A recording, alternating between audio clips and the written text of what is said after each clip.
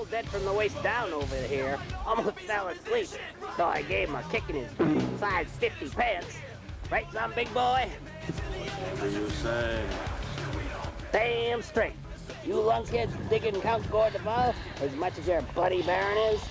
Man, that vampire really knocks me dead, or alive, or something. Hey, that's a freak. I know you're still behind the camera. I can hear you. How about you let all the morons out there know a little bit about what type of the show Count Gore used to present to his legion of fiends? The only defining factor in Dryadso's show was that he was the only member of the cast. However, he attempted to make up for this by allowing guests on his show. Count Gore's most notable guest was Forrest J. Ackerman. He varied the content of his shows to include elaborate parodies of commercials, and more often allowed himself to point out the flaws in movies he featured. The most famous of these was when he made reference to the vampire's reflection from a mirror in the 1948 movie Abbott and Costello Meet Frankenstein.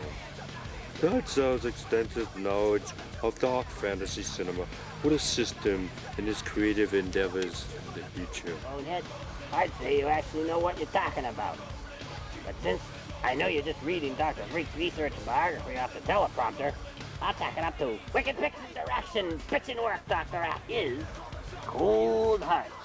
It sounds a little like the latest Julia Roberts romantic mess, but is actually a fairly frightening vampire flick.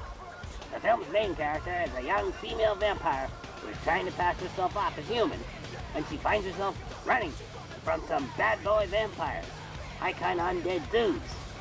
Despite its low budget, Cold Hearts is hot-blooded with some scenes of real blood-red terror.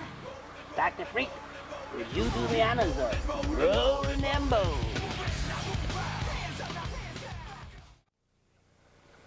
That wraps up the last of our Bloody B flicks.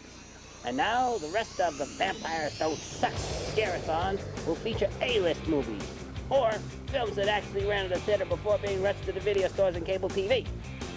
Before I get all you knuckleheads primed for our next flick, it's time to poke old Dead on his feet here with a shotgun stick. But being careful not to stab him too hard, you might pop him in his chilling chronicle of the last days of Count Gore. One of the Count's most memorable presentations was the vintage 1979 sci-fi flick Alien Factor, that the host was also a member of the movie cast, albeit as the indomitable Captain 20. In one instance of its showing, the Count interviewed a cast member of the movie who wore a paper bag over his head to disguise the fact that it was Dryadso himself. It is still not known if the repeated showings of Alien Factor were responsible for the cancellation of Creature Feature in 1987, or if it was just time for the Count Gore to go down for the count. Now Walter Cronkite, Zombzany, the former Necromancer, just made a joke. This vampire film classic is 1998's Blade, an action blood-packed flick starring Wesley Snipes as a half-vampire, half-human vampire hunter. There's more bloodletting in this sick flick than you can throw a steak at, as Blade goes up against a whole group of vampires who are trying to turn the entire human race into vampires by summoning La Madre the Blood. Strap yourselves into your coffin, fools, because Blade cuts quick, deep, and long. Dr. Freak, let the bloodletting begin.